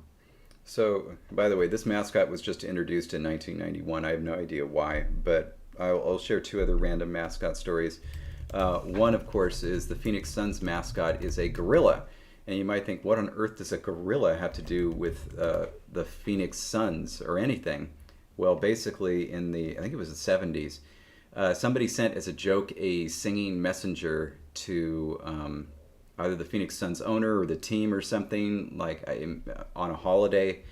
And the singing messenger was wearing a gorilla costume.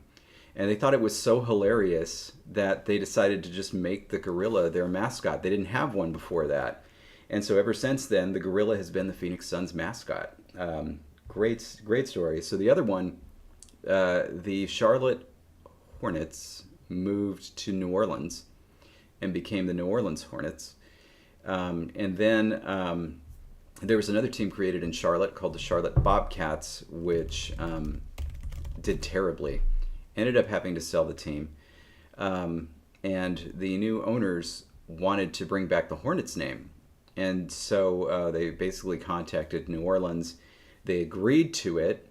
So the Hornets went back to Charlotte. It was the same team as the Bobcats, but they were now known as the Hornets again, which left New Orleans needing a new team name. They decided to name themselves the Pelicans, which I think a lot of people found baffling. There was Baffled, and yes. and they're like, a pelican? That doesn't seem very fierce. And that was around that time they showed a video. There was a video somebody got of a pelican eating a frog, and it's pretty vicious. We're like, what? Like a live frog. No, thank you. And that kind of made the rounds on the internet after the Pelicans' name was revealed. But the Pelicans then created a mascot along with their new team that was a pelican. And you have to Google it. It is the most horrific thing you have ever seen. It's the type of thing where it's like if you looked at kids, like looking at clowns or things from the 50s or 60s, you'd look at it and think, oh my God, how are those kids not screaming? The original pelican was terrifying, and everybody just hated it. And so what they did is they said, oh, our mascot is going to undergo plastic surgery. They show the original mascot with like bandages on him, giving a thumbs up, and then afterwards they reveal a new pelican mascot, which looks like a more friendly, normal pelican. I thought that was pretty funny. Okay. Some for you to Google. Um, So I think this should be a young cat. young, and by young you mean like Litter. litter-wise it was born later. Yeah. And so I was trying to remember if we had used 4, 5, or 6 yet in our names, and I'm going to go to the chart. I'm pretty sure that Maromos is 3. Mar is 3, Yach is 4, Okay. Ki is 5, and Ar is 6. What is Binanges? That's second. Second. Which one is 6? Ar. So Ash RR. Oh, Ar. Okay, how does that become 6th? Aranges? We had that somewhere, right? Yeah, just put in 6th. It'll pop right up. Arreme. So yes, with nges, I think is the form we needed, right? Hold on a second. Because we needed like of 6th or something. 6-1. Aranges. Yep. So I had it. Yeah. Sorry, I was looking at the word before it and it had an ime in it, and I was like, shouldn't it be arremenges? But that was a different form. All right. And so the feisty youngest brother of a litter of strong magic users, Ascado, nevertheless, loves nothing more than to take things apart and put them together again. Excuse me. All right. Good.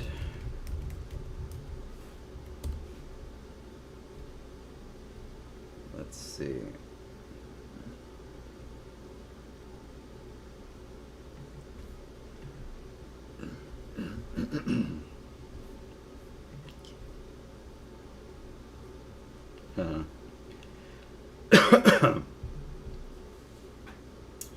So Jackwire.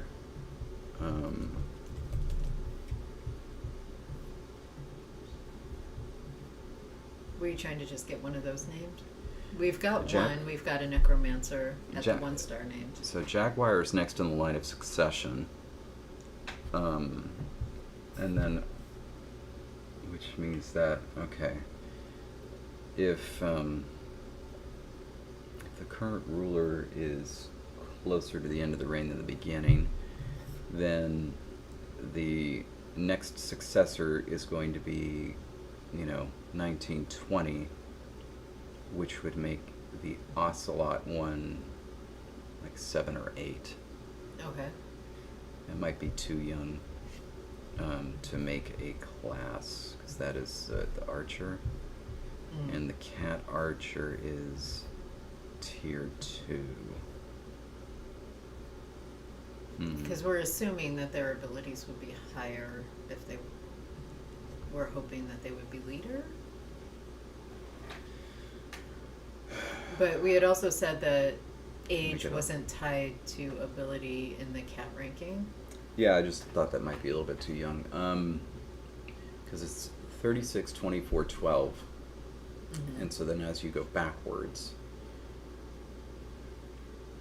I don't know, 34, 20, 10. Right. And so you're just saying that this archer is probably not in line to be ruler based on overall. I don't think so. And that's the only one from that clan. So future expansion pack, we may get an older Ocelot clan. Let me see, actually. Expansion 2. No, not an expansion, or not an expansion 1, at least. Well, I'm saying expansion 2, 3, or 4. Yeah. I have to figure that out. Everything is extremely delicately balanced, but at a certain point that doesn't become as necessary, because it's not as if you're ever going to be, like, I think right now, with expansion 2, every kingdom is 16, and so it seems doubtful that you would be playing 16 versus 16 at some point. Right. And especially as it gets larger than that, even more doubtful. So the balance isn't as important as it is for like the first game. So then I could and even then, I don't even think with the first game we've ever played every single character. it would take a while. It would not only take a while, but you would either need to have very large teams against each other, or have a very big character base for each team, right? Because, I mean, there's 55 original characters? 50. 50. I say I drew them all. I couldn't remember if it was 50 or 55. Which is a lot, because in general we have found from a starting point 3 is a pretty solid game, time-wise. If you're playing as individuals, not like as teams. And as teams, we played like the entire rabbits versus the entire possums, that kind of thing. Yeah. But even then, we left out 2 complete, families of characters, and even that was a long game. So yeah. So then, let's just come up with a name for this archer, tier 2 archer, a nice cat archer. Sorry, that's a little too on the nose, because we don't know what they were born as, but we do have a verb meaning to shoot an arrow. So they could be Shooter McGavin. That's funny. But I feel that's a little too on the nose. What kind of characteristics were you hoping for this little archer? This is a male archer. Tier 2. Quick. Likes to hide in the trees. We don't have hide or fast. Seems odd. We do have I like it. to cover, but we don't have to hide. I like it based on hide. I like that idea. I think we should create a root meaning hide. Like that feels And like maybe it should start with an N. Let's do it, babe. Anything but nuts or niz is the actual form of that. Well, hello, Jose. I'm so glad to see you. And I hope otherwise things are going all right. Where do you hail from? We're gonna come up with a root that means to hide, and it's gonna start with an N. And the only word that we have so far, or the only root that we have so far, is Well, niz. neats. The needs, but niz. Yeah, the root was niz, Niz. and it turns into modern neats, and it means to buzz. Oh, wow! And it's onomatopoeic. We really have not used we've this. not explored at all. Yeah. I do, however, want to remind myself what vowels we're working with at the proto stage. I know Yeah. what we're working with in the final stage. Okay. So we have, so far for names, we have Barajo, Mirege, Kelihime, and Ascado. What does N-O uvular R come out as in this language? Let's take a look.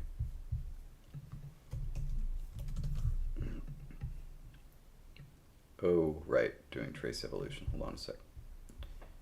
Nar. What do you think about that? Does that sound different enough? Or we could put like N-O-X. And then in derivations, the nu would come back. So basically, the r drags the o down to an a. Mm-hmm. Otherwise, o rises to u. Which I kind of like. Yeah.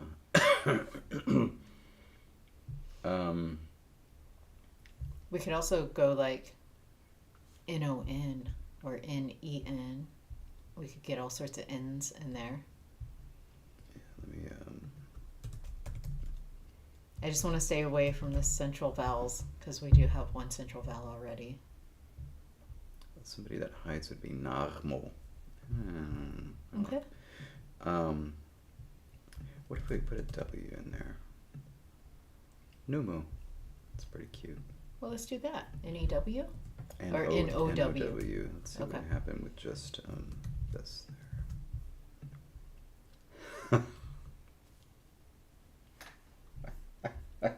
I can't see, and we can't see what you're laughing at, babe. If you just take the root and then put the name suffix after it, the name is Nuwu.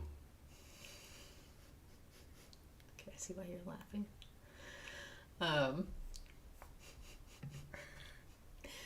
What if we did N-O-M? Would it become Numu? I believe so. And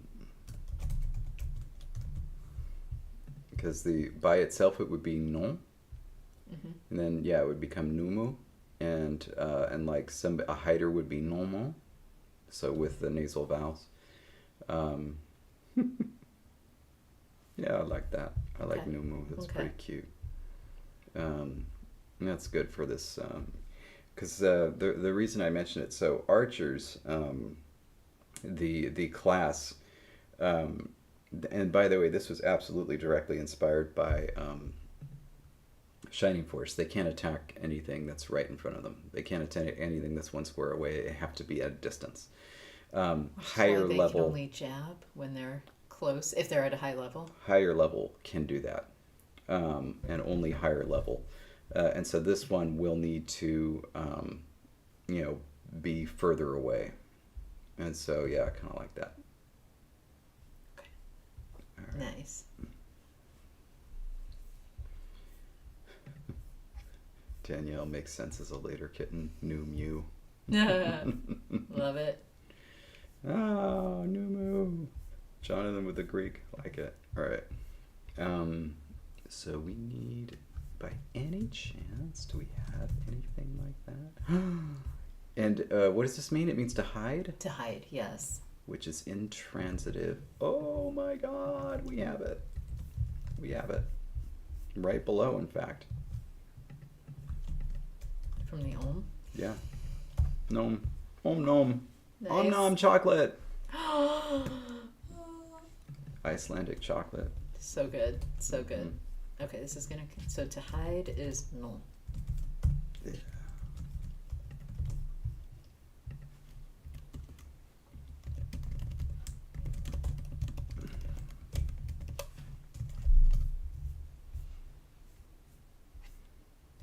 All right. Good.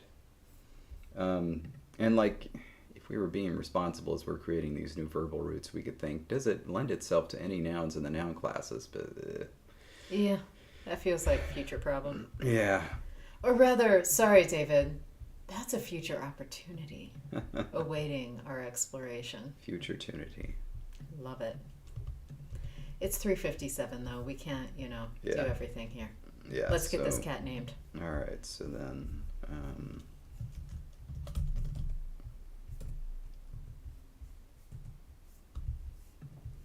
So then it's Käye Hess, Numu, and whatever. Just say pick a number we haven't done yet, or something we think sounds good. We haven't done. We've done 2, 6. We've done the first.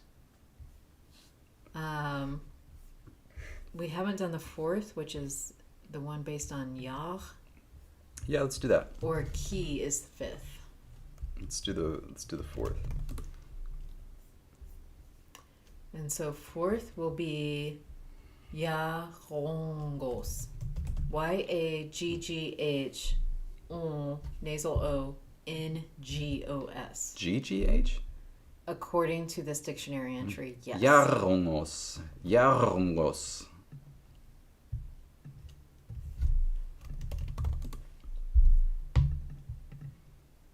Fifth would be Kianges, if you like that name better. No, that's fine. After all, that middle name probably is not really going to get used a lot.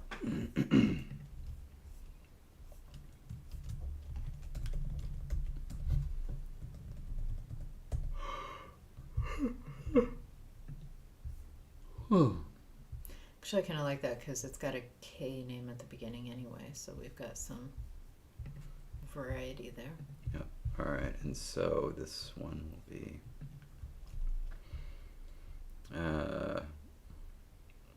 a bashful word I'm looking for. Introverted?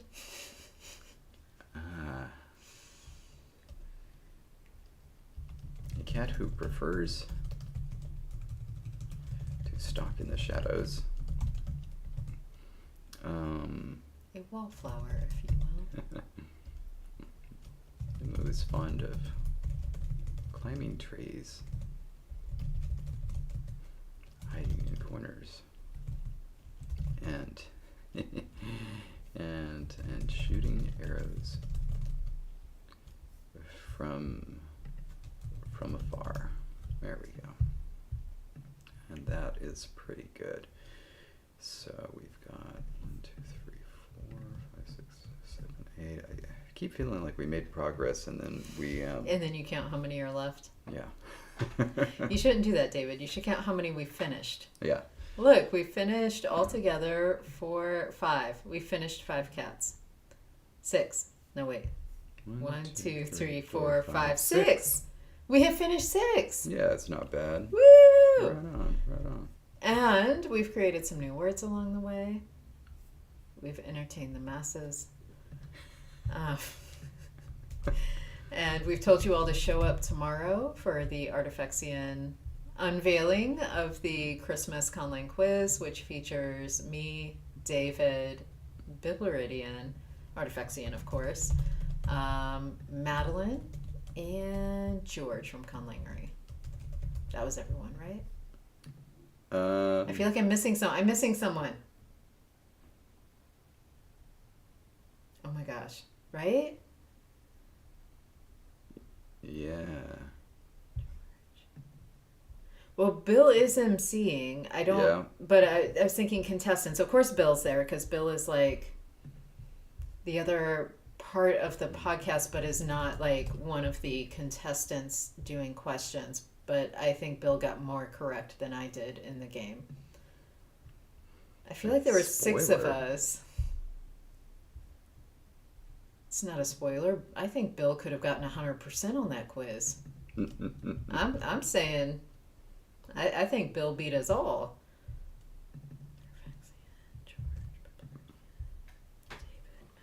I think there were 6. No, I think I got everyone. Anywho, Bibleridian says I think that was everyone, so I feel better. I was Bibleridian is here? Yeah, I was suddenly worried that I missed somebody. Oh, Bibleridian. Jonathan, Hey, I can go ahead and spoil everything that I don't think I'll ever get 100%, especially in one of Artifexian's Christmas quizzes, because the topics are just so amazingly diverse, and I can't wait for you to find out what those topics were. Mm-hmm. They were not all in my wheelhouse. I will just say that. And I feel that I made a very good showing. And so, all right. So thank you all for being here. Happy 2025. We will be here next Thursday, naming more cats. Yeah. And then we'll update you on the after that, because we may need to take a week or 2 off depending on some scheduling things, and so we will keep you up to date. If you're a patron and you did not see the patron live stream at the end of December, check out the podcast, which just came out yesterday. That has the mini relay results unveiled, and it was so much fun, so make sure you check that out. All right, until next Thursday, stay grammar. Bye, everybody. Oh, I was totally going to plug Conlang